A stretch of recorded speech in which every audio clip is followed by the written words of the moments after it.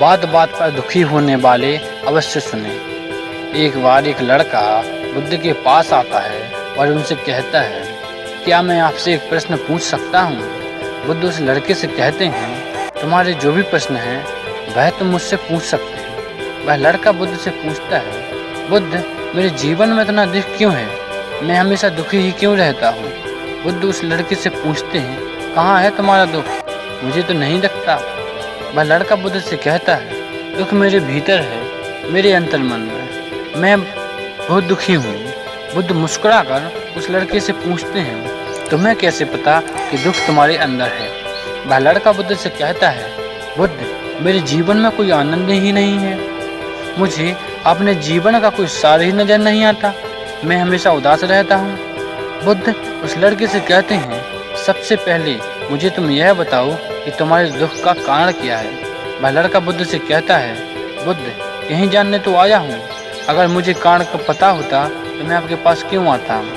बुद्ध उस लड़के से कहते हैं, जब दुख तुम्हारा है तो कारण मैं कैसे बता सकता हूँ? वो लड़का कहता है, परंतु मैंने तो सुना था कि आप अंतर्यामी हैं, आप बिना बोले ही जान लेते हैं। बुद्ध कहते हैं, बस यही मान सकता तुम्हारे दुख का कारण है, तुम किसी और के भरोसे बैठे हुए हो, तुम्हें लगता है कि कोई और आएगा और तुम्हारे सभी दुखों का समाधान कर देगा।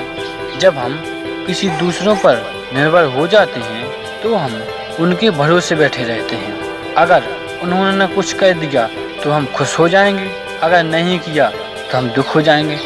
इसलिए अगर उम्मीद दूसरों से बांधोगे तो हमेशा दुख मिलेगा, अगर खुद से उम्मीद बांधोगे तो हमेशा खुश में रहोगे। बुद्ध कहते हैं, तुम्हें लगता है कि मैं बुद्ध हूँ तो तुम्हारी सारी समस्याओं का समाधान कर दूंगा। तुम बिल्कुल गलत सोच रहे हो, मैं भी तुम्हारे जैसा ही हूँ, बस मैंने इस जीवन को जान लिया है, दुख को जान लिया है, जिससे मेरे भीतर के सभी प्रश्न समाप्त हो चुके हैं। जिस दिन तुम भी खुद को जान लोगे, उस दिन के बाद तुम्हें किसी बुद्ध के पास जाकर यह पूछने की आवश्यकता नहीं पड़ेगी कि मैं दुखी क्यों हूँ। बुद्ध उस लड़के से पूछते हैं, क्या तुमने फूल को देखा है? वह लड़का बुद्ध से कहता है, बुद्ध, फूल किसने नहीं देखा? फूल तो सबने देखा है। बुद्ध कहते हैं, एक पुष्प रात को कली होता है, सुबह होने तक वह खिलता है और शाम को वह मुरझा जाता है।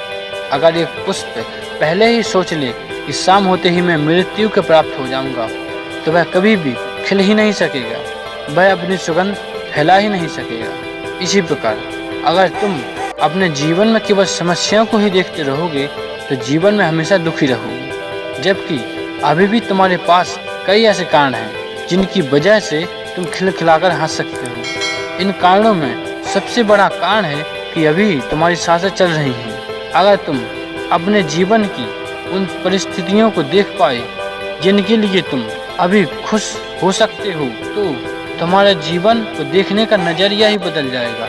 अभी तुम्हारे जीवन में जितने दुख हैं, तुम चाहो तो उन दुखों से बाहर आ सकते हो और तुम चाहो तो उन दुखों के और भीतर जा सकते हो। सब कुछ तुम्हारे हाथ में है, कोई तुम्हारे लिए कुछ नहीं कर सकता। जो भी करना है तुम्हें स्वयं करना है।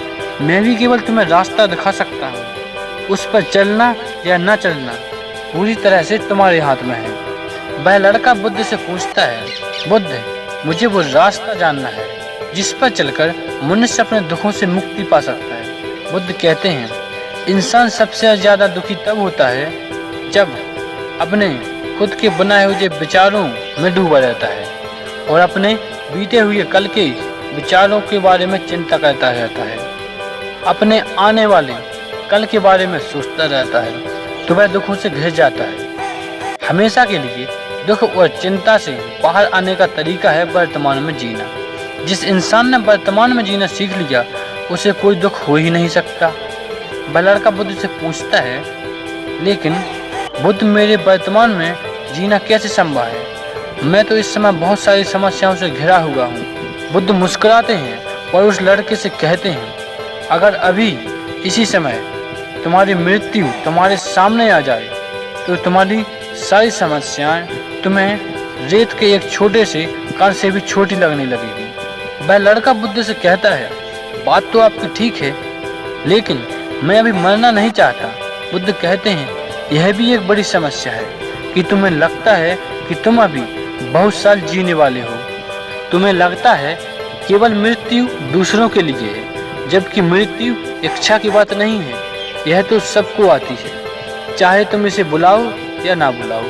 जो व्यक्ति इस बात को समझ जाता है कि मृत्यु कभी भी आ सकती है, वह इस जीवन के मूल्य को समझ जाता है और इसका सही तरह से उपयोग करता है, क्योंकि यह सत्य उसके भीतर तक ऊपर जाता है कि यह पल जो अभी चल रहा है वह उसे दोबारा नहीं मिलेगा।